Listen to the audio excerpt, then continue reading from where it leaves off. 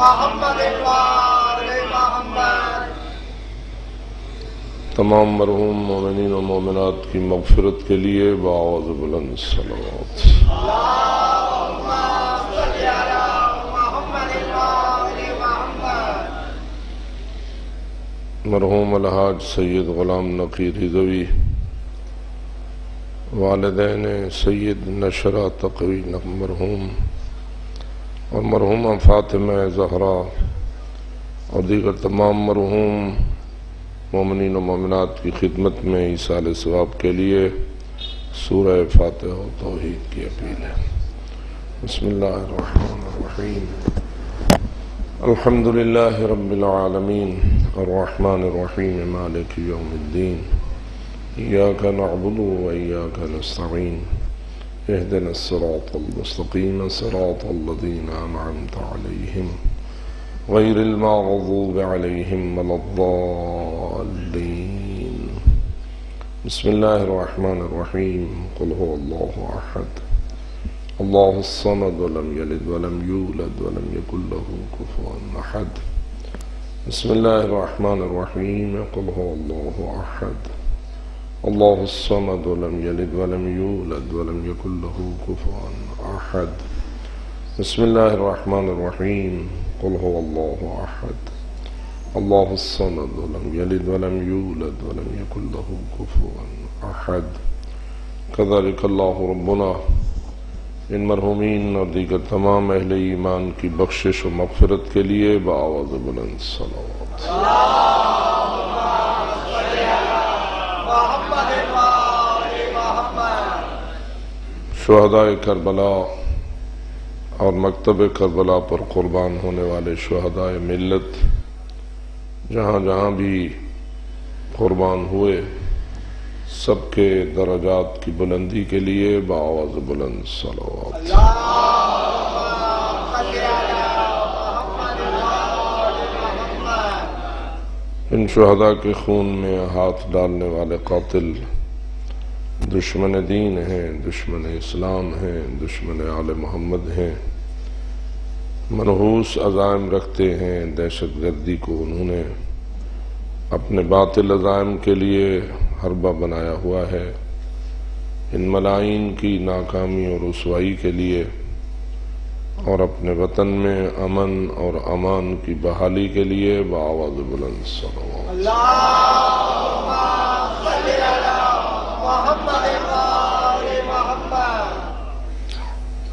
اہل ایمان اپنے عقیدے کے مطابق مجلس ذکر آل محمد میں جہاں آخرت کی نجات اور ثواب حاصل کرنے کی نیت سے آتے ہیں وہاں اپنی حاجات کی برابری اور اپنی مشکلات کی مشکل کشائی کے لیے بھی ارادہ رکھتے ہیں، اور ہمارا ایمان ہے کہ یہ توسل ہر مشکل کا حل ہے۔ بنابراً ہر محتاج کی احتیاج کی دوری کے لیے، ہر صاحب مشکل کی مشکل کشائی کے لیے، ہر بیمار کی شفا یابی کے لیے اور ہر حاجت مند کی حاجت روائی کے لیے بآواز بلند صلوات۔ اللہم صلی علی محمد وآل محمد۔ ہماری سب سے عام ترین حاجت تعجیل ظہور حضرت قائم آل محمد علیہ السلام ہے۔ اللہم صلی علی محمد وآل محمد۔ اس دعا کی فوری قبولیت کے لیے بآواز بلند صلوات۔ اللہم صلی علی محمد وآل محمد۔ ماشاء اللہ لا حول ولا قوة الا باللہ العلی العظیم۔ رب اشرح لی صدری ویسر لی امری واحلل عقدۃ من لسانی یفقہوا قولی۔ اعوذ باللہ من الشیطان اللعین الرجیم۔ بسم اللہ الرحمن الرحیم۔ الحمد للہ رب العالمین والصلاة والسلام على أشرف الأنبياء والمرسلين سيدنا ونبينا وشفيع ذنوبنا وطبيب قلوبنا ومولانا أبي القاسم محمد اللهم صل على محمد وآل محمد. والصلاة والسلام على أهل بيته الطيبين الطاهرين المعصومين الغر الميامين المنتجبين المكرمين الذين قال الله تعالى في شأنهم إنما يريد الله ليذهب عنكم الرجس أهل البيت ويطهركم تطهيرا. اللهم صل على محمد وآل محمد. ورحمة الله على أحبابهم وأصحابهم وشيعتهم ومواليهم أجمعين، ولعنة الله على أعدائهم وقاتليهم وظالميهم ملعونين من يوم عداوتهم إلى أبد الآبدين. أما بعد، فقد قال الله تبارك وتعالى في كتابه المبين وخطابه المتين: بسم الله الرحمن الرحيم. لقد أرسلنا رسلنا بالبينات وأنزلنا معهم الكتاب والميزان ليقوم الناس بالقسط. صلوات. اللهم صل على محمد وآل محمد. بارگاہ احدیت میں مخلصانہ التجا ہے باق محمد و اہل بیت محمد، باق شہداء و صدیقین، انبیاء و مرسلین، آپ سب عبادت گزاران اور بالخصوص عزاداران کی عزاداری کو اپنی بارگاہ قدس میں قبول اور منظور فرمائے۔ جن اسلاف نے ہمارے لیے اس قیمتی میراث کو چھوڑا ہے، رب العزت ان کی قبروں پر اپنی رحمت نازل فرمائے، ان کی لحدوں کو نور ولایت سے منور فرمائے، ان کی آخرت کی ہر منزل کو شفاعت آل محمد کے طفیل آسان فرمائے، اس بہترین خدمت کے عوض میں انہیں جنت کے بلند درجات نصیب فرمائے۔ ہماری نسل کو اس وراثت کی بہترین حفاظت کی توفیق بخشے۔ جو دشمن عزاداری کے راستے میں رکاوٹیں ڈال رہے ہیں، خداوند منان ان دشمنوں کے شر کو کوتاہ فرمائے، ان موانع کو دور فرمائے، مکتب اہل بیت کے غلاموں کو عزاداری میں مکمل آزادی نصیب فرمائے، اور ہمیں اس وراثت کو اپنی نسلوں تک پہلے سے بھی بہتر حالت میں منتقل کرنے کی توفیق بخشے۔ ہماری نسلوں کو نسل صالح، نسل عزادار، تابعدار اور سپاہ امام زمان ہونے کی توفیق عطا فرمائے۔ اپنی ان دعاؤں کی قبولیت اور سب حاجت مندان کی حاجات کی برابری کے لیے مل کر بآواز بلند صلوات۔ اللهم صل على محمد وآل محمد۔ برادران و بزرگان، ارشاد رب العزت جو آپ کی خدمت میں تلاوت ہوا، اس میں خالق کائنات نے اپنی سب سے اہم ترین بلکہ بزرگ ترین نعمت کا اظہار فرمایا ہے۔ فرماتا ہے کہ لقد ارسلنا رسلنا بالبینات، بے شک ہم نے اپنے سارے رسولوں کو بینات سے مرصع کر کے بھیجا ہے۔ وانزلنا معهم الکتاب والمیزان، اور ہم نے رسل کے ساتھ ساتھ کتاب بھی نازل کی اور میزان بھی نازل کیا۔ اس سارے نظام اور اس سارے پروگرام سے ہمارا مقصد اور ہماری غرض و غایت ایک ہے، اور وہ ہے لِيَقُومَ النَّاسُ بِالْقِسْطِ، تاکہ لوگ عدل کو قائم کریں۔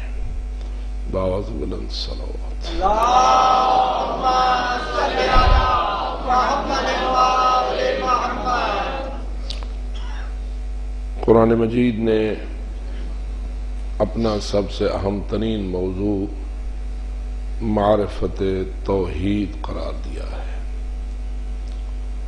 اس لیے رب العزت کی گفتگو کا ہر رخ معرفت توحید کی طرف پلٹتا ہے، لیکن اس نے معرفت توحید کے لیے مشکل انداز کو اپنانا پسند نہیں کیا، سہل اور آسان طریقے کو پسند فرمایا ہے۔ اور سب سے آسان طریقہ وہ ہوتا ہے جو فطرت کے تقاضوں کے مطابق ہو۔ بے شک الہیات کے فلسفیوں نے، فلاسفہ اہل الہیات نے اپنے دلائل عقلی اور دلائل فلسفی کے ساتھ بھی واجب الوجود کی توحید کو ثابت کرنے کے لیے بڑی محنت کی ہے اور بڑی کوشش کی ہے۔ علم کلام کا سارا زور فلسفی اصطلاحات کے ساتھ ذات توحید کی وحدانیت کو، صفات توحید کی وحدانیت کو، اور افعال توحید کی وحدانیت کو، اور عبادت الہی کی وحدانیت کو ثابت کرنے پر لگا ہے۔ اور اکثر ہمارے علماء اس فلسفے کے ذریعہ ہی ان موضوعات کو نبھانے کی کوشش کرتے رہے ہیں اور کر رہے ہیں، لیکن جب ہماری نگاہ قرآن مجید کے انداز استدلال پر جاتی ہے، اور جن انداز سے اللہ نے اپنے کلام میں اپنی توحید کو ثابت کرنا چاہا ہے، اس میں فلسفی اصطلاحات کی بجائے فطری تقاضوں کو زیادہ سامنے رکھا ہے۔ اس لیے کہ انسانی فطرت کا خالق بھی اللہ ہے، بنانے والا فطرت بشر کا خود وہ آپ ہے۔ جتنا وہ انسانی فطرت سے آشنا ہے، اتنا کوئی انسان بھی اپنی فطرت سے آشنا نہیں ہے۔ اس لیے رب العزت نے یہ چاہا ہے کہ میں انسان کو اپنا تعارف ایسے انداز سے پیش کروں کہ اس کے لیے سمجھنا بھی آسان ہو، ماننا بھی آسان ہو، اور کار بند رہنا بھی آسان ہو۔ انسانی فطرت میں ایک نقطہ خالق فطرت نے یہ رکھا ہے کہ انسان جس کو اپنا محسن سمجھتا ہے، اس کو راضی کرنا، اس سے محبت کرنا، اس کا شکریہ ادا کرنا، یہ انسان کی فطرت کا ایک حصہ ہے۔ میں سمیت آپ سارے حضرات اس مجلس میں جتنے ہم حاضر ہیں، اگر ہم اپنی فطرت کا جائزہ لیتے ہوئے غور کریں تو کیا ہماری فطرت میں یہ بات موجود ہے یا نہیں کہ جو ہم پہ احسان کرے ہمارا قلب چاہتا ہے، ہمارا دل چاہتا ہے، ہماری فطرت ہم سے یہ تقاضا کرتی ہے کہ ہم اپنے اس محسن کا شکریہ بھی ادا کریں، اس سے محبت بھی کریں، اس کے سامنے سر جھکائیں اور اسے راضی رکھنے کی اپنی بساط کی حد تک کوشش کریں۔ بلکہ یہ بات فقط انسانی فطرت میں نہیں رکھی گئی، بلکہ ہر زندہ اور ہر حیوان کی فطرت میں بھی اللہ نے یہ بات رکھ دی ہے، حتیٰ کہ وہ حیوانات جنہیں شریعت محمدی صلی اللہ علیہ وآلہ وسلم نے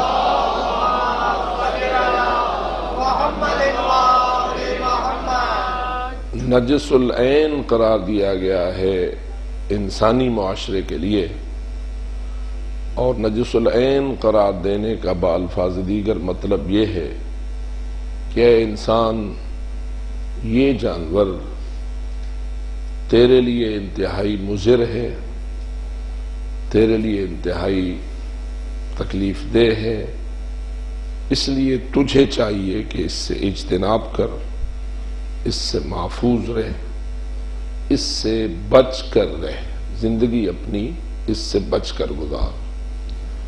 لیکن ادھر ہم دیکھتے ہیں کہ جن دو جانوروں کو اللہ نے نجس العین قرار دیا ہے، ان دونوں کی فطرت میں ایک اختلاف رکھا ہے۔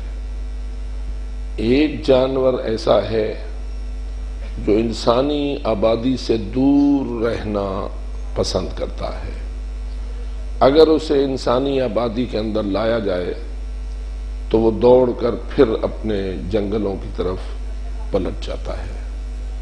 لیکن دوسرا جانور ایسا بنایا ہے جو انسانی آبادی سے مانوس رہتا ہے، اور انسانی آبادی میں ہی زندگی گزارنا اس کی فطرت کا تقاضا ہے، اور اگر اس کو کوئی پکڑ کر انسانی آبادی سے دور جنگلوں اور صحراؤں میں چھوڑ بھی آئے تو بھی وہ ان جنگلوں میں زندگی گزارنا پسند نہیں کرتا، اور بالآخر پلٹ کر انسانی آبادی میں آ جاتا ہے۔ اور پھر وہ آتا کہاں ہے، کس گھر میں واپس پلٹتا ہے، تو آپ دیکھتے ہیں کہ اس کی فطرت اسے مجبور کرتی ہے کہ وہ اس گھر میں آئے جس گھر نے اس پر احسان کیا ہوتا ہے، جس گھر نے اس کے اوپر کسی بھی حوالے سے احسان کیا ہوتا ہے تو وہ پلٹ کر اسی گھر میں آتا ہے۔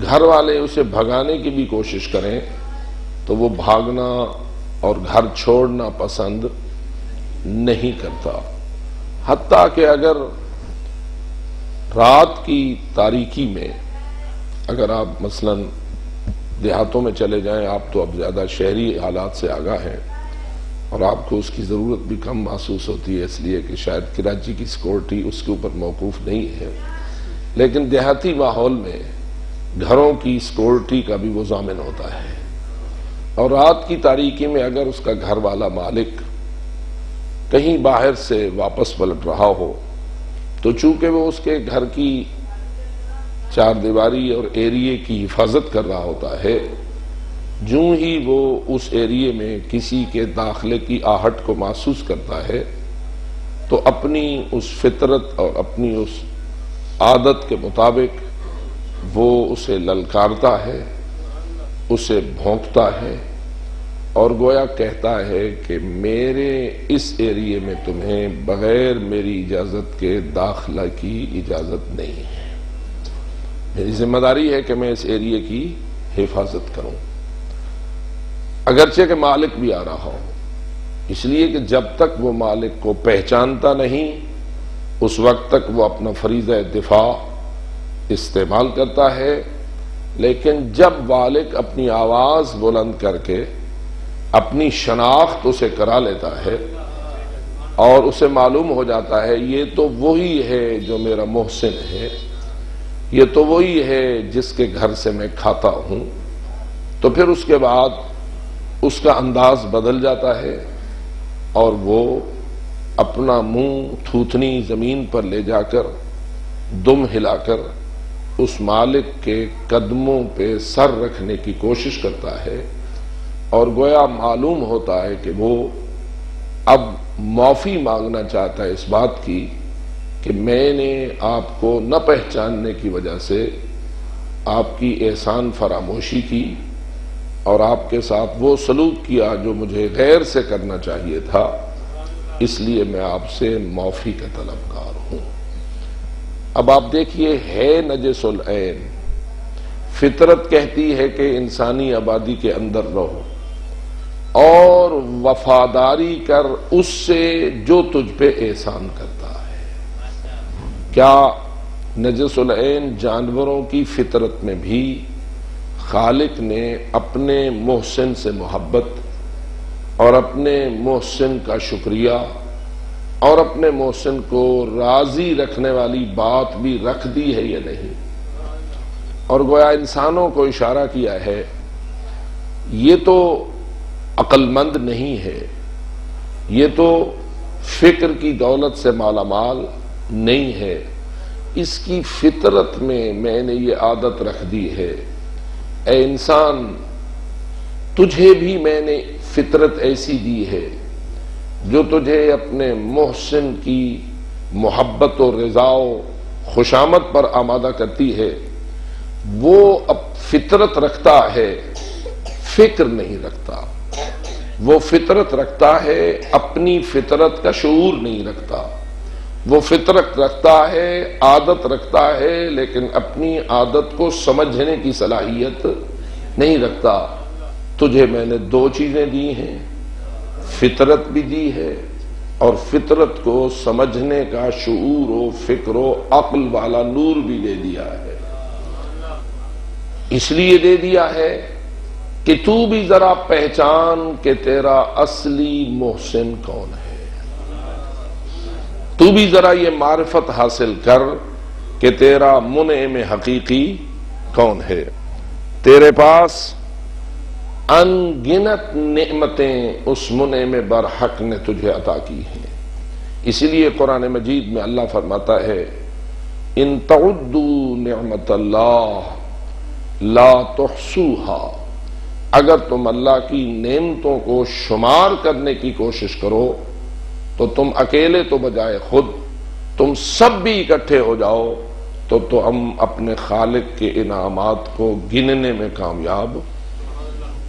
آج جب سائنسی ترقی ہو چکی ہے اور شمار کرنے والی مشینیں بڑی تیزی کے ساتھ شمار کرنے میں کامیاب ہو گئی ہیں، ہم تو کبھی سوچتے بھی نہ تھے کہ یہ کرنسی کے نوٹ جو ہیں ان کو کبھی انگلی سے ہٹ کر کسی اور طریقے سے گننا بھی ممکن ہو جائے گا، لیکن اب آپ نے دیکھا کہ ایک دتھی ایک وہ بٹھی اس میں رکھتے ہیں اور ایک سیکنڈ میں وہ گن کے بتا دیتی ہے کہ یہ نوٹ کتنے ہیں۔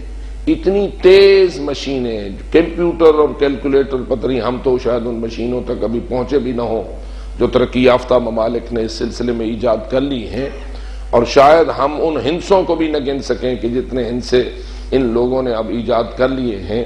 پھر بھی میں آپ سے سوال کرتا ہوں، اگر پورے سائنسدان اپنی تمام سائنسی ترقی کے ساتھ سارے انسانوں کو ساتھ لگا کر اللہ کی نعمتوں کی تعداد شماری کرنے کی کوشش کریں تو آپ کا کیا خیال ہے، قرآن کا اعلان سچا ثابت ہوگا یا مشینیں اس کے خلاف گننے میں کامیاب ہو جائیں گی؟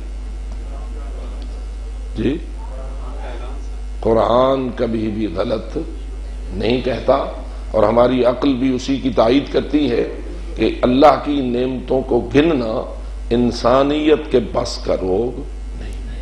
ابھی تو کبھی میں اس پہلو پر غور کرتا ہوں، اے اللہ، آیت کو یوں بھی تو نازل کر سکتا تھا کہ ان تعدوا نعم اللہ لا تحصوها، نعمت مفرد ہے، واحد ہے اور اس کی جمع ہے نعم۔ جب ہم ترجمہ کرتے ہیں نا عام طور پر تو یہ کہتے ہیں کہ اگر تم اللہ کی نعمتوں کو گننے کی کوشش کرو تو تم گننے میں کامیاب نہیں ہو سکو گے، لیکن یہ سمجھانے کے لیے ترجمہ کیا جاتا ہے۔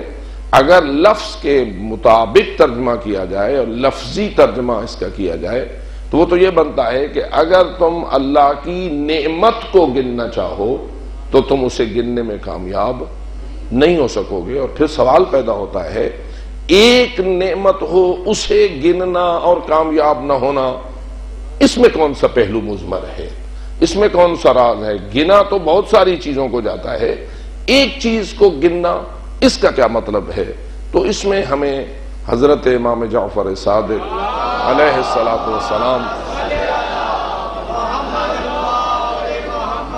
کا ایک فرمان کچھ معاون ثابت ہوتا ہے، وہ یہ کہ ایک طبیب حاذق، ہندی طبیب آپ کے دور کا، جسے شاید اپنے علم طب پر بہت زیادہ فخر تھا، بہت زیادہ ناز تھا، وہ بارگاہ صادق آل محمد میں حاضر ہوا تو حضرت نے اسے آگاہ کرنے کے لیے ایک جملہ بولا، فرمایا اے طبیب، کیا بتا سکتا ہے کہ اللہ نے آنکھوں کے کنارے پر جو بال پیدا کیے ہیں وہ کیوں کیے؟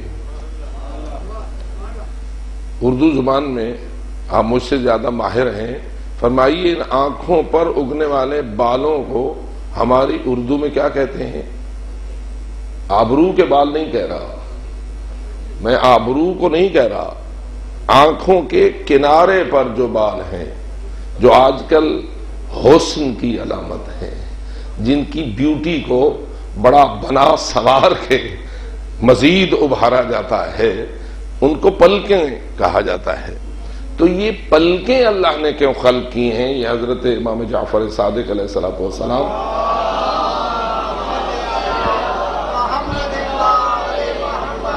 ایک مرتبہ پھر بھی صلوات تلاوت۔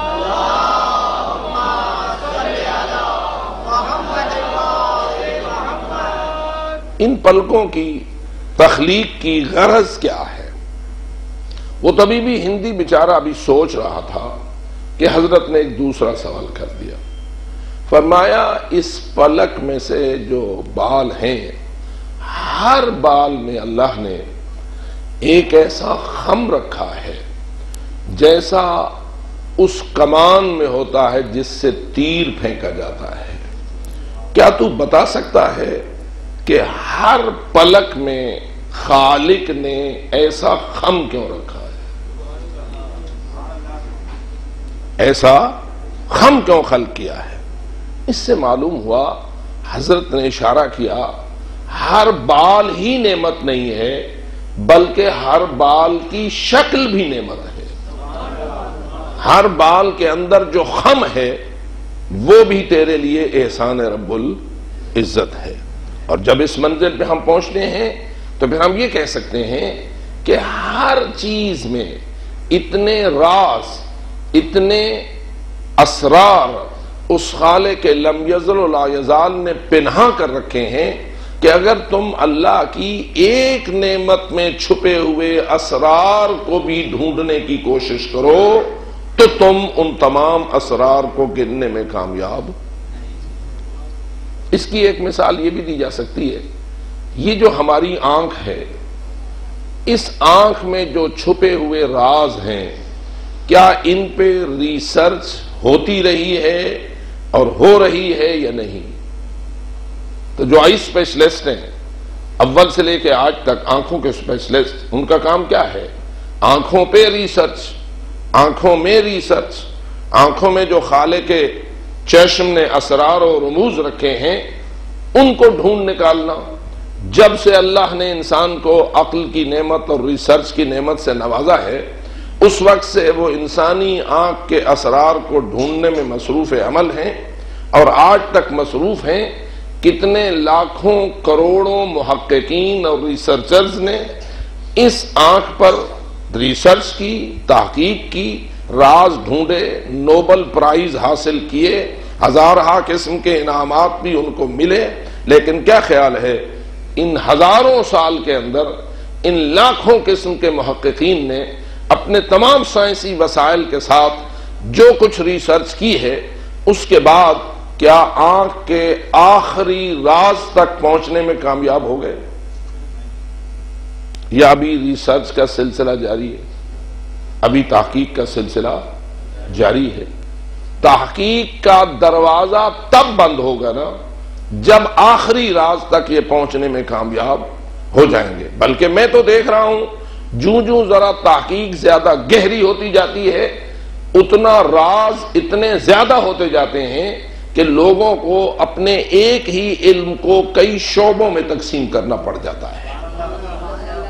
اور یہی جو اسپیشلسٹ ہیں، اب پہلے آج سے شاید 1 صدی پہلے آنکھ کا ایک قسم کا اسپیشلسٹ ہوتا تھا، لیکن اب ایک ہی آنکھ کے بارے میں اس کے مختلف شعبوں کے اسپیشلسٹ زیادہ تعداد میں بنتے چلے جائے. اس سے معلوم ہوتا ہے کہ ان کے اندر جو اسرار ہیں وہ شعبوں میں تقسیم ہوتے جا رہے ہیں، اور اب ایک ہی شخص جو ہے سارے شعبوں کو حاوی نہیں ہو سکتا ہے، اور نتیجتاً وہ آئندہ ریسرچ میں تقسیم کر کے ریسرچ کرتے ہیں.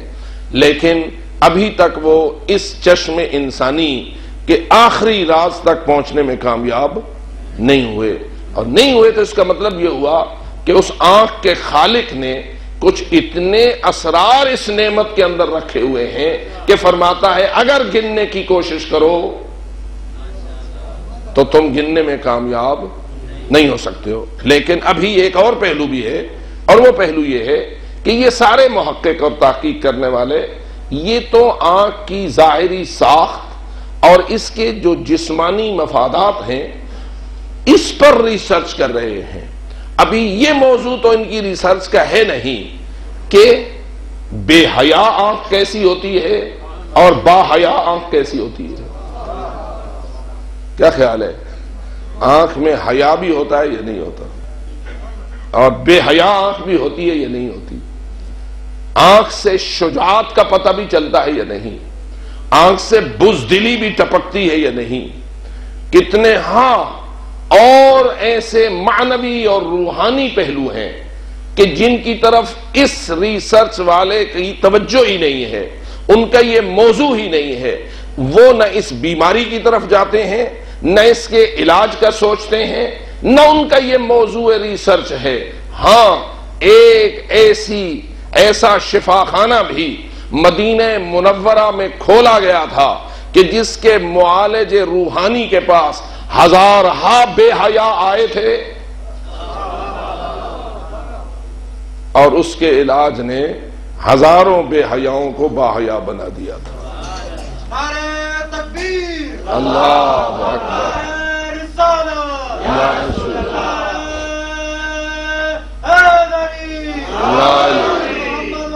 محمد صلوات، اللہم صلی علی.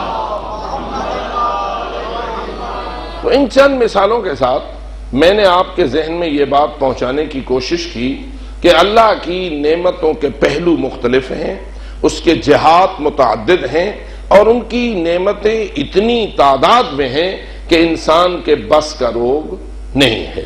اس لیے گنتی کرنا نعمتوں کی یہ کوئی اتنی اہم بات نہیں ہے. ہاں ایک سوال کا جواب ڈھونڈنا وہ ہمارے لیے زیادہ مفید رہے گا، اور وہ یہ کہ نعمتیں ساری ایک درجے کی ہوتی ہیں یا ان میں فرق ہوتا ہے؟ آپ کا کیا نظریہ ہوگا؟ سب نعمتیں ایک ہی قسم کی ہیں یا ان میں کچھ فرق ہے؟ مثلا یہ آنکھ بھی ایک نعمت ہے، یہ ہاتھ بھی ایک نعمت ہے، دونوں ایک ہی درجے کی ہیں یا فرق ہے؟ حضرت جناب محمد حنفیہ فرزند حضرت حیدر کرار علیہ الصلاۃ والسلام سے کسی شخص نے ایک سوال کیا تھا. سوال اس ماحول میں کیا تھا جب حضرت امیر المومنین نے اپنے اس فرزند ارجمند کو بھیجا تھا ایک جنگ کے لیے، شاید جنگ صفین تھی یا جنگ جمل، ان دو جنگوں میں سے کسی ایک جنگ میں، اور واپس آئے تھے زخمی ہو کر. ابھی مولا علی کے پاس نہ پہنچے تھے کہ راستے میں ایک شخص انہیں ملا اور کہنے لگا اے محمد ابن حنفیہ، تو بھی علی کا بیٹا، حسنین بھی علی کے بیٹے، یہ کیا ہوا کہ آپ کو جنگ میں بھیجا ہے اور آپ زخمی واپس آ رہے ہیں، جبکہ حسنین کو اپنے دائیں بائیں مرکز میں علی نے اپنے پاس بٹھایا ہوا ہے، حالانکہ وہ بھی علی کے بیٹے ہیں؟ کیا خیال ہے یہ بندہ محمد ابن حنفیہ کا مخلص ہے یا نہیں؟ جی نہیں، آپ کو تو نہیں کہنا چاہیے، اس لیے کہ آپ وفا کو تولتے ہیں حب علی کے ترازو میں. آپ تو وفا اور بے وفائی کو ہمیشہ تولتے ہیں حب حیدر کرار کے ترازو میں. لیکن اس کی جو گفتگو کا انداز ہے وہ تو بظاہر بڑا خلوص سے محمد ابن حنفیہ سے یہ بات کرنا چاہتا ہے کہ آپ بھی علی کے بیٹے، وہ بھی علی کے بیٹے، آپ کو کیوں نہیں برابری کا مقام ملا علی کے دوسرے بیٹوں کے ساتھ؟ آپ کو بھی برابری ہونے چاہیے تھی کہ باپ ایک ہے، آپ سب ان کے بیٹے ہیں. لیکن معلوم ہوتا ہے اگر کوئی بھائیوں کے درمیان نفاق ڈالنا چاہے تو ایک حربہ اس کا یہ ہے کہ وہ ایک کا مخلص بن کے آتا ہے، گفتگو خلوص کے غلاف میں لپیٹتا ہے اور وہ دوسرے کو اس کا مخالف کرنے کی کوشش کرتا ہے. ہم سب جو اس امام بارگاہ میں تشریف فرما ہیں، آپ فرمائیے ہم سب بھائی ہیں یا نہیں؟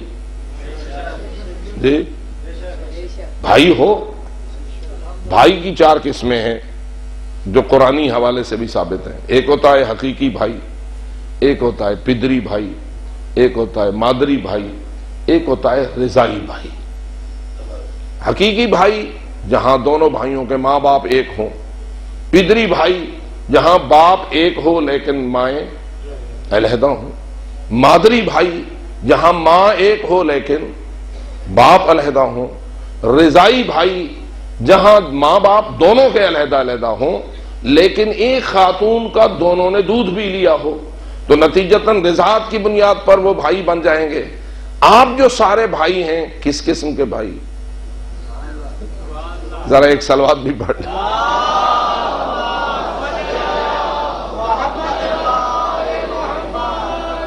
نہ آپ سب کا باپ ایک ہے، نہ آپ سب کی ماں ایک ہے، نہ آپ سب نے دودھ ایک خاتون کا پیا ہے.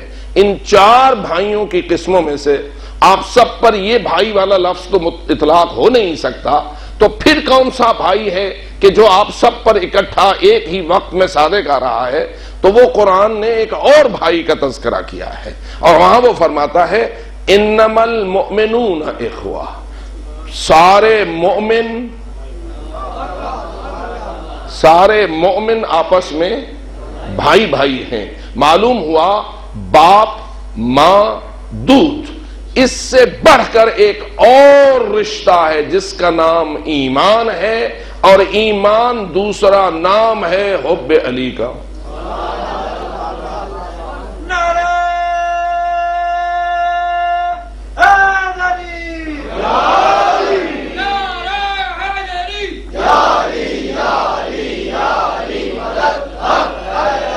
اور یہ بھی کہ ایمان دوسرا نام ہے حب علی کا، یہ کوئی ہماری اپنی ذہنی تخلیق نہیں اور نہ ہم نے اسے اپنے جذبات کی بنیاد پر گھڑ لیا ہوا ہے، بلکہ یہ بھی رسول اکرم کی حدیث کا ترجمہ ہے کہ حضرت نے فرمایا تھا یا علی حبو کا ایمان و بغضو کا نفاق، تیری محبت ایمان ہے اور تیرا بغض نفاق ہے.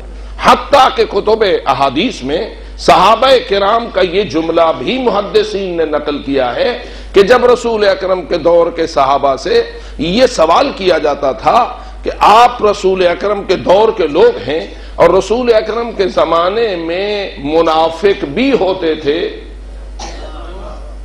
کس زمانے میں؟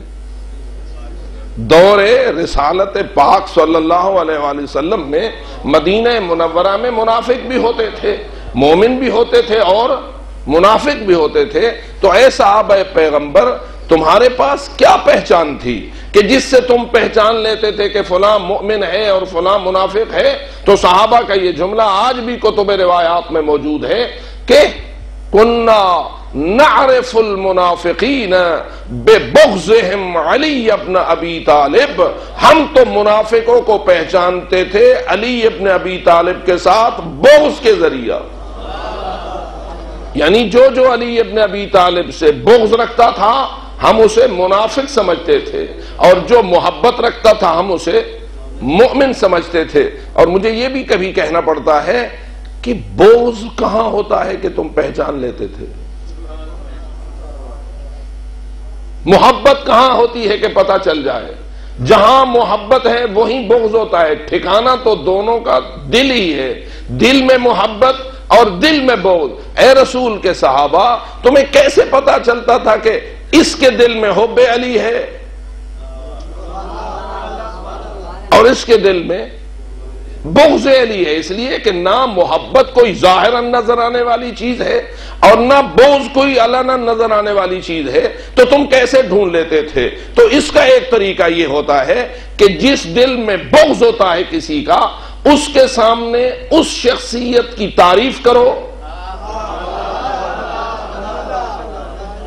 اس کی کیا کرو؟ اس کے سامنے تعریف کرو. جب تعریف اور مدح کرو گے تو پھر چہرہ بتائے گا کہ اندر کیا ہے. کیونکہ یہ چہرہ ہے آئینہ قلب.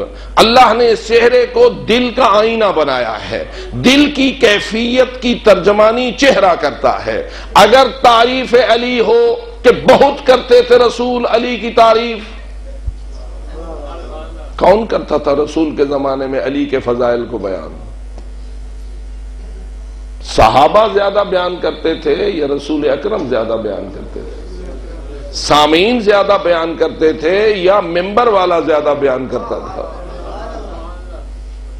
میں حیران ہوتا ہوں میرے عزیز دوستو. سچی بات یہ ہے، جتنے بھی فضائل علی ان 14 صدیوں میں پڑھے گئے ہیں، جتنے اہل ممبر نے، جتنے خطباء نے، جتنے علماء نے، جتنے اہل قلم نے، جتنے لوگوں نے بھی فضائل علی پڑھے ہیں، سب فضائل علی کا سرچشمہ پیغمبر کا فرمان ہے. حدیث رسول پشت پر ہوتی ہے تو فضیلت علی بنتی ہے. ہم اپنے طور پر جو فضائل گھڑ گھڑ کے بیان کرنے کی کوشش کریں گے، ہو سکتا ہے کہ وہ اس قسم کی فضیلت نہ ہو جسے حقیقتاً فضیلت کہا جاتا ہے. اس لیے کہ نہیں پہچانا علی کو. اگر پہچانا ہے تو رسول اللہ نے. بلکہ میں آپ جیسے دانا مجمع کے سامنے ایک سوال عرض کرتا ہوں. یہ فرمائیے کہ اگر دنیا کے سارے محققین علماء کو، صاحبان فہم و دانش کو کہہ دیا جائے کہ سیرت علی پہ نگاہ ڈالو اور قرآن مجید کے قابل تعریف اصولوں پہ نگاہ ڈالو اور پھر ریسرچ کر کے، اپنی ریسرچ کر کے بتاؤ کہ علی اور قرآن کا رشتہ آپس میں کیسا ہے. ذرا میرے اس لفظ کو سمجھ لینا. ہم اگر اپنی ریسرچ کے بل بوتے پر فیصلہ کرنا چاہیں کہ قرآن اور علی کا ساتھ آپس میں کیسا ہے، علی قرآن کے ساتھ 100% ہے اور قرآن علی کے ساتھ 100% ہے یا نہیں، ہم اگر خود ریسرچ کریں، ادھر سے کردار علی کو سامنے رکھیں، ادھر سے اصول قرآن کو سامنے رکھیں اور ہم ریسرچ کی کوشش کریں، تو میری دانش کے مطابق ہم وہاں نہ پہنچ سکیں گے جہاں ہاتھ پکڑ ہمیں رسول اللہ نے علی کے متعلق پہنچا دیا ہے. کیونکہ رسول اکرم نے یہ فرما دیا، علی مع القرآن والقرآن مع علی. علی قرآن کے ساتھ اور قرآن علی کے ساتھ. اور اگر آپ سے پوچھا جائے کہ رسول اکرم کے اس فرمان کا مقصد کیا ہے، علی کتنے فیصد قرآن کے ساتھ ہے اور قرآن کتنے فیصد علی کے ساتھ ہے، ہم تو جذبات میں کہہ دیتے ہیں نا 100%، لیکن یہ رسول نے فرمایا ہے تو ہمیں ماننا پڑتا ہے، ورنہ اپنی ریسرچ کرنے والے کیا یہاں پہنچ سکے؟ اس وقت کروڑوں اربوں انسان ہیں کہ جو اپنی ریسرچ کی بنیاد پر مانتے ہیں، رسول کے فرمان کو اس طرح نہیں مانتے جیسے رسول اکرم نے فرمایا تھا. اگر وہ مانتے ہوتے تو کوئی مسلمان ایسا نہ ہوتا جو علی کی عصمت میں شک کرتا. لوگ آج بھی اس نظریے کا پرچار کرتے ہیں کہ بعد از رسول اور کوئی معصوم نہیں ہے. نا ایسے لوگ؟ اور آج کل تو ماشاءاللہ اس کا زیادہ پروپیگنڈا ہونے لگ گیا ہے کہ بلکہ آج بڑے بڑے اشتہارات اور بڑے بڑے سیمیناروں کے ذریعہ یہ اعلان کیا جاتا ہے کہ رسول اکرم خاتم المعصومین ہیں. جیسے خاتم النبیین ہیں یعنی آخری نبی ہیں، اسی طرح انہوں نے یہ اعلان کرنا بھی شروع کر دیا ہے کہ رسول اکرم خاتم معصومین ہیں، اور وہ انما یرید اللہ لیذھب عنکم الرجس اہل البیت ویطہرکم تطہیرا کو عصمت کے معنی میں ماننے کے لیے تیار نہیں ہیں، اور اس سے وہ معصومیت کو ثابت ماننے کے لیے تیار نہیں ہیں۔ اگر وہ ایسا کہتے ہیں اور ان کا آج یہی پروپیگنڈا شروع ہو چکا ہوا ہے، تو ہمارا سوال یہ ہے کہ رسول نے کیا کہا؟ قرآن علی کے ساتھ کتنے فیصد اور علی قرآن کے ساتھ کتنے فیصد؟ ان کی اپنی ریسرچ ہوتی اور رسول کا یہ فرمان نہ ہوتا تو شاید کسی لحاظ سے ہم ان کو محجوج کرنے میں کامیاب نہ ہوتے، لیکن چونکہ رسول اکرم نے فرما دیا علی کے قرآن کے ساتھ اور کوئی استثناء نہیں کی، قرآن علی کے ساتھ اور کوئی استثناء نہیں کی، گویا جیسے قرآن میں شک کی کوئی گنجائش نہیں۔ فرمائیے قرآن کی کس آیت میں شک کرو گے؟ قرآن کے کس لفظ میں شک کی گنجائش ہے؟ قرآن کے کس حرف میں شک کی گنجائش ہے؟ قرآن کی کس حرکت و سکون میں شک کی گنجائش ہے؟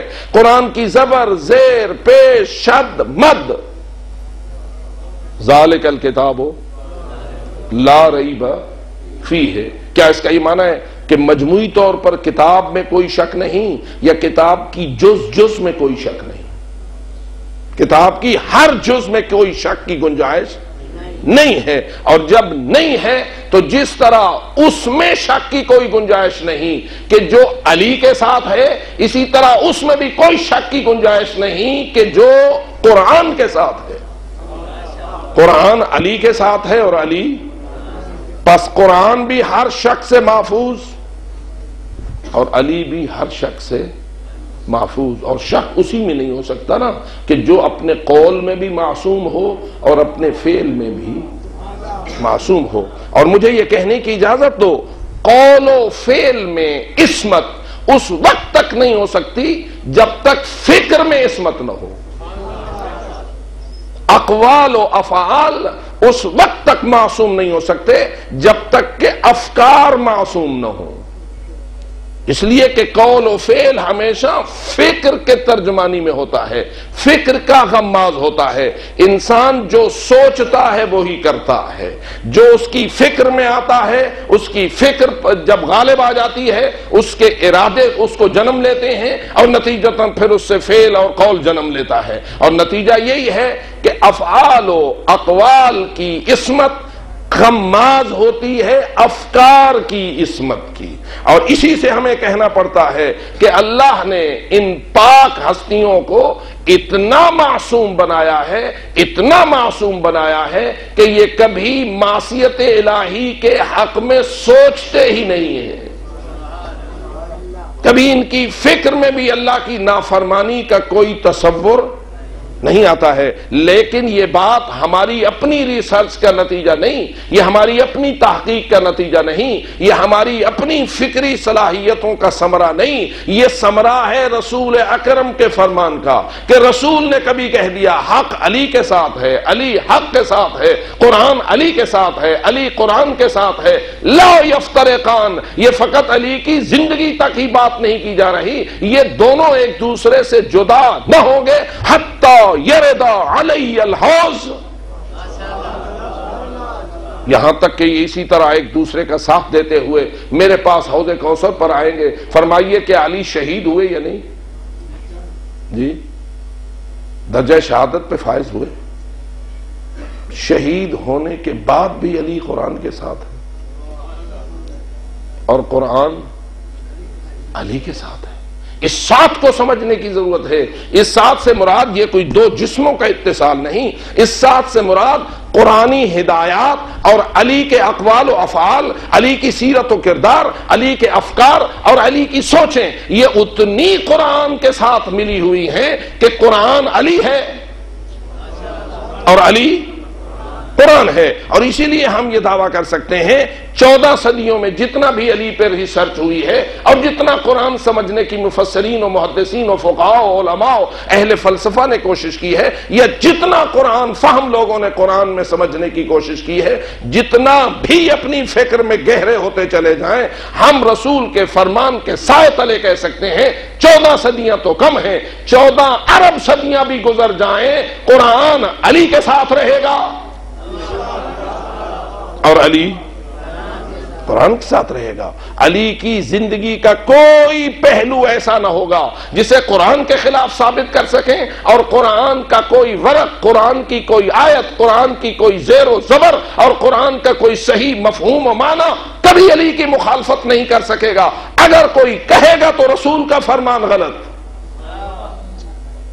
اور رسول کا فرمان کبھی غلط نہیں ہو سکتا. اس لیے میرے عزیز دوستو، ہمیں مجالس ذکر اہل بیت میں اس پہلو کی ضرورت ہے کہ لوگ اپنے فرقوں کے رہبران کی فکروں کے غلام ہیں، خود اتنا نہیں سوچتے جتنا اپنے بڑے مرشد کی سوچ کو اپنے اوپر مسلط کر لیتے. اربوں ہر انسان کسی ایک شخص کی فکر کی غلامی کا شکار ہو جاتے ہیں. فرض کیجئے کہ بر صغیر میں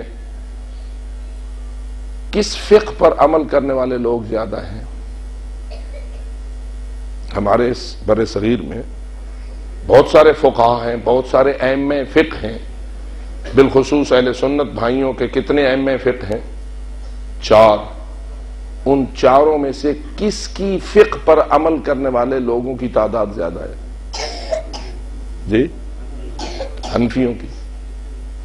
یہ حنفی گویا یہ کہنا چاہتے ہیں کہ اسلامی شریعت کی جو وضاحت حضرت ابو حنیفہ نے سمجھی ہے اور فقہ اسلامی کو، شریعت اسلامی کے احکام کو قرآن و حدیث سے جس طرح حضرت ابو حنیفہ نے سمجھی ہے اور کوئی اس حد تک سمجھنے میں کامیاب، بات میری سمجھ رہے ہیں آپ؟ چونکہ وہ مالکی بھی نہیں، وہ شافعی بھی نہیں، وہ حنبلی بھی نہیں، تو اس کا مطلب یہ ہے کہ وہ یہ کہنا چاہتے ہیں کہ فقہ اسلامی کو سمجھنے میں جو مقام حضرت ابو حنیفہ نے پایا ہے ایسا مقام کسی اور نے نہیں پایا. لہذا اگر کوئی حضرت ابو حنیفہ سے اختلاف کرتا ہے تو ہم اس اختلافی نظریے کی تابعداری نہیں کریں گے، ہم اسی فکر کی تابعداری کریں گے جو حضرت ابو حنیفہ پیش کر کے گئے ہیں. اور جب حضرت ابو حنیفہ کی فکر پر دیکھتے ہیں ہم کتنے عمل کر کر کے چلے گئے، کتنے ہیں، کیا خیال ہے؟ حضرت ابو حنیفہ امام جعفر صادق علیہ السلام کی دور کی شخصیت ہیں.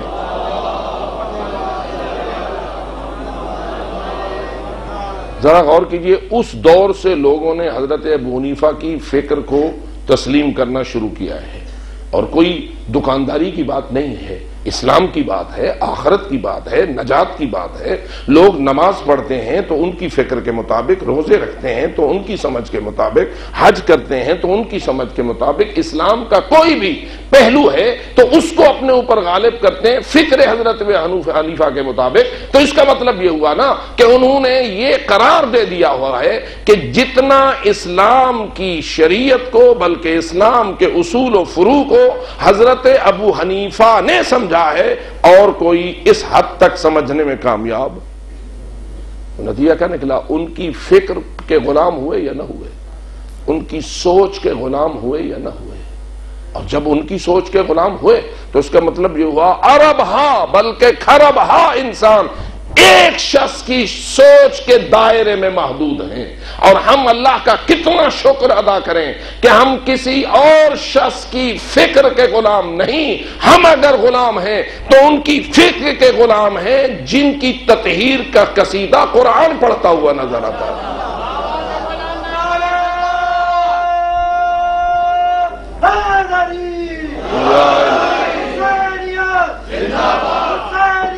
زندہ باد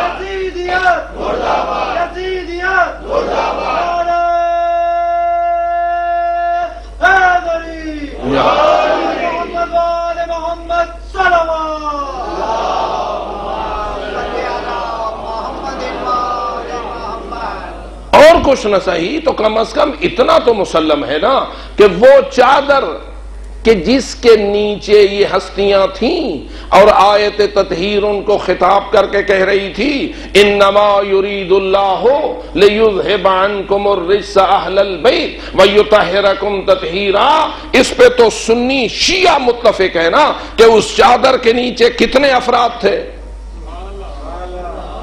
حضرت عائشہ کا بیان ہے، حضرت ام سلمہ کا بیان ہے، حضرت عبداللہ ابن عباس کا بیان ہے، ازواج رسول کا بیان ہے، اصحاب رسول کا بیان ہے، زید ابن ارقم کا بیان ہے، جابر ابن عبداللہ انصاری کا بیان ہے، کوئی ایک نہیں، 20 صحابہ اور حضرت کی ازواج، خود حضرت عائشہ، خود حضرت ام سلمہ بیان دے چکی ہیں، اور آج تک کتب احادیث میں یہ باتیں موجود ہیں کہ ایک چادر تھی جس کے نیچے 5 تھے،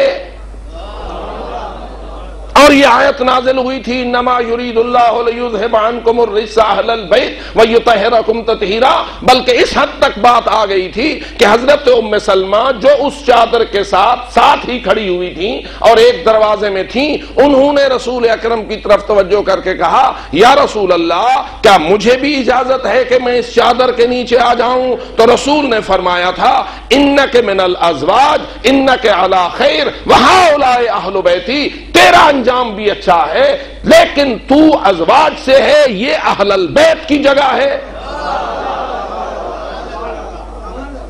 تو میرا سوال یہ ہے کہ ان 5 ہستیوں کے انما یرید اللہ لیذھب عنکم الرجس اہل البیت ویطہرکم تطہیرا کا مصداق ہونے میں کوئی شک کی گنجائش؟ متفق علیہ بات ہے، اور جب ایسا ہے تو میرا عرض یہ ہے ہم اگر ان 5 ہستیوں کی فکر کی تابعداری کریں اور رسول کا دین حاصل کرنے کے لیے ان 4 ہستیوں کو اپنا پیشوا، اپنا رہبر اور اپنا فکری رہنما مان لیں تو پھر ہمیں تم کن الفاظ سے یاد کرتے ہو؟ تم اگر کسی اور کو مان لو کہ جو نہ چادر کے نیچے ہے، نہ اس کی کوئی فضیلت ہے، نہ وہ رسول کے زمانے کی شخصیت ہے، نہ رسول نے اس کو دیکھا ہے نہ اس نے رسول کو دیکھا ہے، تم اس کی فکر کی غلامی کا دم بھرو اور تم اس کی سوچ کو اپنا مذہب مان لو تو تم پکے مسلمان، اور ہم اگر آیت تطہیر والوں کی فکر کی غلامی کا دم بھریں۔ مجھے بڑی معذرت کے ساتھ یہ عرض کرنا پڑتا ہے کہ ہمیں اپنی حقانیت کو طعنے کی زبان کی بجائے تحقیق کی زبان میں بیان کرنا چاہیے، اور میں اس امر کا احساس کرتا ہوں کہ جس طرح ہمارا پیغام حق محبت، پیار، نرمی اخلاق کے ساتھ پہنچنا چاہیے تھا، ہم اس میں قاصر رہے ہیں،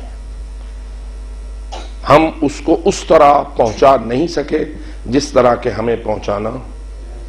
ہماری مجلسیں بھی مقابلے کی مجلسیں بن گئی ہیں اور ہمارے جلوس بھی مقابلے کے جلوس بن گئے ہیں، اور میری اپنی ایمان کے مطابق جلوس ہوتا ہے دوسروں کو سمجھانے کے لیے، مجلس زیادہ تر ہوتی ہے اپنوں کو سمجھانے کے لیے۔ آپ ذرا سنجیدہ طریقے سے اس پہ سوچیں، ہمارے اسلاف نے اور ہمارے بزرگان نے یہ جو جلوس کا انداز ایجاد کیا، جس کے ذریعہ ہم نکل گئے سڑکوں پر، ہم نکل گئے محلوں میں، ہم نکل گئے کوچوں میں، ہم نے اپنی امام بارگاہوں کو چھوڑ دیا اور ہم دوسروں کے محلوں میں گئے۔ کیوں گئے؟ ہم سے یہ سوال تو ہونا چاہیے نا کہ ہم دوسروں کے محلوں میں یہ جلوس لے کے کیوں جاتے ہیں؟ اس کی لاجک کیا ہے؟ اس کا فلسفہ کیا ہے؟ اس کی حقیقت کیا ہے؟ تو میں اس کا جواب اس انداز سے سوچتا ہوں، اسی جذبے کے ساتھ ہم جاتے ہیں جس جذبے کے ساتھ رسول اس گلی سے گزرتے تھے کہ جس گلی کی کوئی بڑھیا رسول پہ، یہ ایک حقیقت ہے یا نہیں؟ اس بڑھیا نے رسول اکرم کی ہتک اپنے گھر کے کوڑا کرکٹ کو پھینک کر فقط ایک مرتبہ کی تھی یا بار بار کی تھی؟ جی بار بار کی تھی نا۔ تو یا رسول اللہ، جب ایک گستاخ بڑھیا نے ایک مرتبہ کی آپ کی ہتک کر دی ہے تو آپ دوبارہ کیوں جاتے ہیں؟ چلو دوبارہ کر دیے تو 12 کیوں جاتے ہیں؟ آپ بار بار کیوں جاتے ہیں؟ شرفاء کا تو عموماً یہ طریقہ نہیں ہے کہ جس گلی سے ان کی ہتک ہو وہ بار بار وہاں جائیں. پتہ نہیں آپ میری بات کو سمجھ رہے ہیں یا نہیں. عموماً تو شرفاء کا طریقہ یہ ہے نا کہ اگر کہیں ان کی کوئی ہتک کرے ایک مرتبہ جائیں گے، دوبارہ نہیں جائیں گے. بھی ادھر ہماری ہتک ہوتی ہے، لڑائی ہم نے نہیں کرنا ہے، اور یہ لوگ بڑے گستاخ ہیں، یہ ہماری توہین کرتے ہیں، ہمیں ادھر سے نہیں جانا ہے، ہم راستہ بدل کے چلے جائیں گے. چلو دوبارہ بھی گزر جائیں تو 12 نہیں جائیں گے. اور میں تو بات کر رہا ہوں عقل کل کی، میں تو بات کر رہا ہوں سراپا شرافت کی، میں تو بات کر رہا ہوں اس ہستی کی کہ جس کی ایک ایک نقل و حرکت کا نام اسلام ہے، جو سراپا دین ہے. تو اس ہستی کے متعلق آخر یہ سوچنے کی گنجائش تو ہمارے پاس ہونی چاہیے نا کہ اگر ایک بڑھیا بار بار یہ ہتک کرتی ہے رسول اللہ کی تو حضرت بار بار کیوں جاتے ہیں؟ تو اس کا جواب کیا ہے؟ حضرت اس دن کے منتظر ہیں. حضور اس دن کے منتظر ہیں کہ جس دن حضرت گئے اس نے اپنی ہتک و آمیز حرکت نہ کی، حضرت کے قدم تیز نہیں چلے، حضرت نے کوئی شکریہ الہی آج انجام نہیں دیا کہ اے اللہ تیرا شکر ہے کہ جب بیان ہوا کہ اس نے کیوں نہیں حرکت کی تو بتایا گیا کہ آج وہ سخت بیمار ہے اور اپنے بستر سے اٹھنے سے بھی لاچار ہے. اس لیے کیا حضرت نے یہ سن کر کہا اے اللہ تیرا شکر ہے کہ تو نے آج اسے میری گستاخی کی گرفت میں لے لیا، میری وہ روزانہ ہتک کرتی تھی اور آج تو نے اسے اپنے عذاب میں گرفتار کر لیا؟ کیا رسول اکرم نے ایسا کیا؟ نہیں. آپ کے سامنے ہے کہ رسول اکرم اپنے اخلاق حسنہ کے ساتھ اس کی بیمار پرسی کے لیے اس کے بستر کے کنارے چلے گئے، اور جب اس کی پیار اور محبت کے ساتھ بیمار پرسی کی تو اس نے ہاتھ بڑھا کر قدموں پہ رکھا اور کہا اشہد ان لا الہ الا اللہ واشہد انک رسول اللہ، میں گواہی دیتی ہوں کہ تو اللہ کا رسول ہے. پس معلوم ہوا کسی ایک بڑھیا کو بھی حق کی طرف لانے کے لیے اور پیغام حق اس تک پہنچانے کے لیے رسول گستاخوں کی گلیوں میں جاتے ہیں،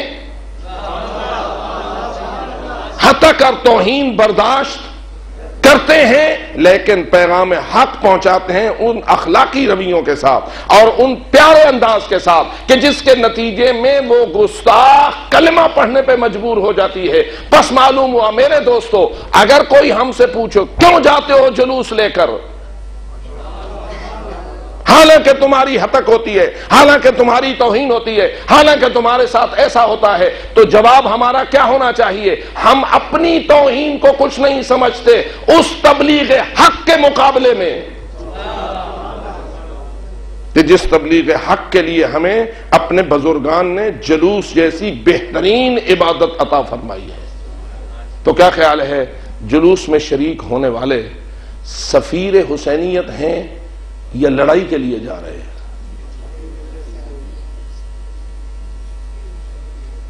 تو جو رہے جلوس کی شرکت دراصل پیغام حسینیت کی ترویج کا مؤثر ذریعہ ہے.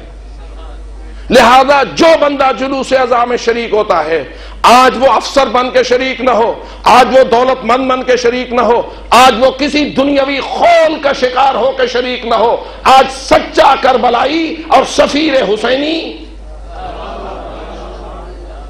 کہ اس انداز سے شریک ہو کہ آج اس کا مزاج غسیلہ بھی ہے تو ٹھنڈا ہو جائے،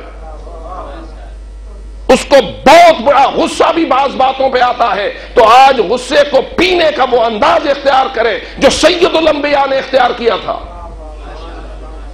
اور اگر ایسا ہو تو ہم ستانے، چڑھانے، لڑنے اور فساد پھیلانے کے جذبے سے نہیں جائیں گے، ہم پیغام حسینی پہنچانے کے جذبے سے جائیں گے. گویا یہ وہ جذبہ ہے کہ جسے کربلا سے لے کے شام تک زہرا کی بیٹیوں نے دکھایا ہے. یہ کوئی معمولی چیز نہیں ہے میرے عزیز. میں اکثر اس بات کی طرف متوجہ کرتا ہوں، ہم اس بات پر ایمان رکھتے ہیں کہ دختر زہرا سیدہ زینب کبریٰ سلام اللہ علیہا کیا مستجاب الدعوات بی بی ہے یا نہیں؟ جی ہم سب کا ایمان کیا ہے؟ آج 1400 سال گزرنے کے بعد بھی ہم رخت سفر مانتے ہیں اس مزار کا توسل کرنے کے لیے جہاں رسول کی یہ بیٹی سوئی ہوئی ہے، جہاں اس کی ابدی راحت گاہ ہے۔ اللہ جانے کتنے ستم سہ کے، کتنے دکھ سہ کے، کتنے مظالم کی چکیوں سے گزر کے زہرا جائی وہاں پہنچی ہے اور وہاں ابدی نیند سو گئی ہے۔ ہم نہیں، دنیا کائنات کے سارے محبان حسینیت رخت سفر مانتے ہیں، وہاں جاتے ہیں۔ بے شک اجر و ثواب اور زیارت مزار طیبہ کا ثواب حاصل کرنا یہ تو ہر ایک کی نیت ہوتی ہے، لیکن میں جانتا ہوں کوئی زائر مرد یا عورت نہیں جاتی ہے مگر کوئی نہ کوئی حاجت لے کے جاتے ہیں، مگر کوئی نہ کوئی استدعا لے کے جاتے ہیں، مگر توسل کرنے کے لیے جاتے ہیں۔ بی بی ہم تیری بارگاہ میں حاضر ہوئے ہیں، ہم فلاں مشکل کے شکار ہیں، ہم فلاں مشکل میں گھرے ہوئے ہیں، تو مستجاب الدعوات ہے، تو وسیلہ اللہ ہے، تو اللہ کی بارگاہ میں اتنی خدمت انسانیت و حسینیت کر کے گئی ہے کہ کائنات میں جس کی کوئی دوسری مثال ڈھونڈی نہیں جا سکتی۔ ہم تیری بارگاہ میں آئے ہیں، ہماری سفارش کر، ہمارے لیے وسیلہ بن جا اور ہماری شفاعت کے ذریعے ہماری مشکل کو آسانی مل جائے۔ عزادارو جب ایسا ہے تو میں پوچھتا ہوں 14 صدیاں بعد جس کی زری پہ جانا آج ہماری دعاؤں کی قبولیت کا وسیلہ بنتا ہے، جب وہ خود زندہ تھی تو کیا وہ مستجاب الدعوات نہ تھی؟ کیا وہ اللہ کی بارگاہ میں اپنی دنیاوی ظاہری مشکلات سے حلالی کے لیے اللہ سے التجا نہیں کر سکتی تھی؟ آپ ہی مجھے فرمائیے، اگر بنت زہرا ہاتھ اٹھاتی اور کہتی اے میرے اللہ میری چادر نہ چھننے بات، عموماً شرافت ماں بیویوں کی یہی التجا ہوتی ہے، اللہ میرے اوپر ایسا وقت نہ آئے جب میری حرمت کو کوئی حرف کا شکار ہونا پڑے، جب میری عزت پہ کوئی مشکل بن جائے۔ تو کتنا سخت لمحہ ہے وہ جسے حضرت سجاد نقل کرتے ہیں، میں بستر بیماری پہ تھا، باہر سے آواز آئی تھی الا قتل الحسین بکربلا، الا ذبح الحسین بکربلا، حسین شہید ہوئے، سر مظلوم تن سے جدا ہوا، زمین میں زلزلہ اور آسمان سے خون برسنے لگا۔ ایسے میں جو بیویاں کبھی کبھی ذوالجناح کو دیکھنے کے لیے باہر آتی رہی تھی، جب آواز آ گئی الا قتل الحسین بکربلا تو علماء مقتل لکھتے ہیں اب بیویاں سہم کے خیموں میں چھپ گئی، اور جو کوئی سہارا نہ تھا، یہ شرافت ماں بیویاں کریں تو کیا کریں، ان پردے کے خیموں کے اندر چھپ کے سہم کے بیٹھ گئی اور سوچنے لگی اب جو کوئی نہیں رہا، اللہ جانے ہمارے ساتھ کیا سلوک ہونے والا ہے۔ ہائے عزادارو، کسی پردہ دار شریف باعزت باقدامل باعزت خاتون کے لیے اس سے بڑھ کر مشکل مرحلہ اور کون سا ہوتا ہے جب وہ اس کیفیت کے شکار ہو جائے۔ اور حضرت سجاد فرماتے ہیں کچھ دیر نہ گزری تھی کہ نیزہ بردار فوجیوں کے ایک دستہ بغیر اذن کے اندر گھسا، سید الانبیاء کا وہ گھر اور جس کے متعلق قرآن کہتا ہے کبھی نبی کے گھروں میں بغیر اذن کے نہ جانا۔ آج نبی کی بیٹیاں ہیں، زہرا جائیاں ہیں، اپنے کم خیموں میں سہمی ہوئی، چھپی ہوئی بیٹھی ہوئی ہے، لیکن کوئی اذن نہیں، کوئی اجازت نہیں، لٹیرے ڈاکو فوجی درندے لیکن نیزے گھسے ان گھروں میں جن میں زہرا جائیاں چھپی ہوئی بیٹھی ہوئی تھی۔ اب ذرا بتا سید سجاد نے یہ منظر کیسے دیکھا؟ امام زین العابدین نے یہ منظر کیسے دیکھا؟ اسی لیے کتب مقاتل نے یہ لکھا، امام فرماتے ہیں میں نے یہ دیکھا جو ہی وہ ظالم اندر گھسے، اب ان شرافت معاب بیویوں کا منظر کیا تھا؟ الفاظ روایت یہ ہیں، میں نے دیکھا ہن یلذن بعضہن ببعض، بیویاں ایک دوسری کی پشتوں کے پیچھے چھپنا شروع ہو گئی، بیویاں ایک دوسرے کی پشت کے پیچھے پناہوں میں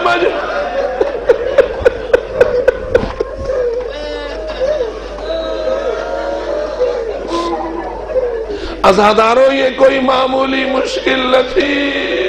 کبھی سوچتا ہوں شاید جو عمر رسیدہ بیویاں ہوں گی وہ سامنے آ گئی ہوں گی، اور جو جوان دختران پیغمبر ہوں گی وہ ان معمر بیویوں کی پشت کے پیچھے اپنی عزت و حرمت کے تحفظ کے لیے چھپ گئی ہوں گی، لیکن کیا یہ ان کی مشکل کو آسان کر سکا؟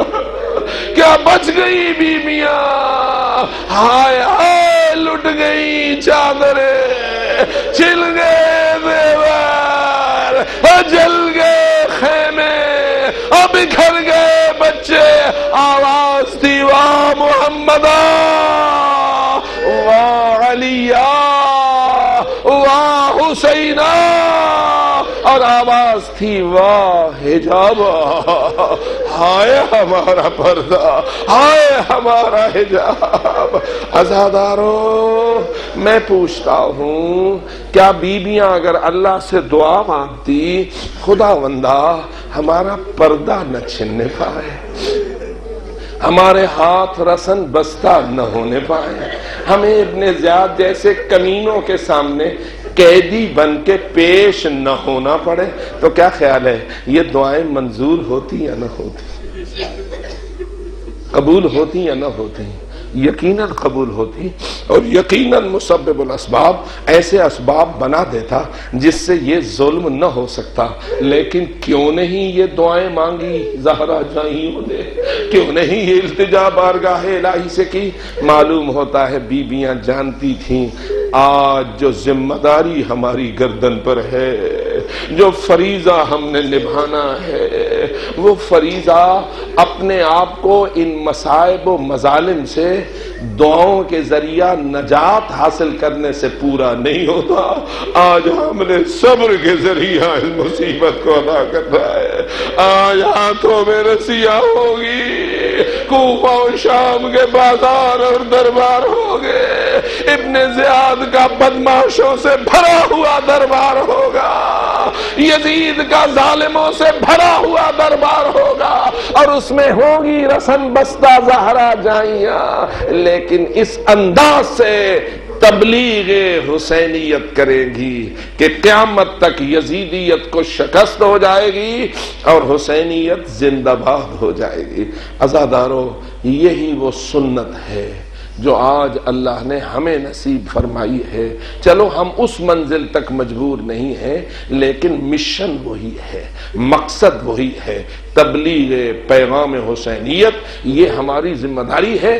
اس لیے میں یہ سمجھتا ہوں کہ ہمیں اس پیغام کو اپنے پورے عوام، ماتمداران، نوحہ خانان اور ان تمام جلوس کے شرکاء کے درمیان اس حد تک پھیلانا چاہیے کہ یہ بہت بڑا منصب ہے جو تمہیں عطا ہوا ہے، یہ بہت بڑا مقام ہے کہ جو تمہیں رب العزت نے عطا کیا ہے۔ اس مقام کو نبھانے کے لیے اخلاقیات ہمارے درست ہونے چاہیے، جذبات ہمارے ٹھنڈے ہونے چاہیے، اور اس انداز سے میدان میں وارد ہونا چاہیے کہ ہم دشمنوں کو تنگ کرنے کے لیے نہ جائیں، ناواقفوں کو ذلیل و رسوا کرنے کے لیے نہ جائیں، بلکہ حق سے آشنا کرنے کے لیے جائیں۔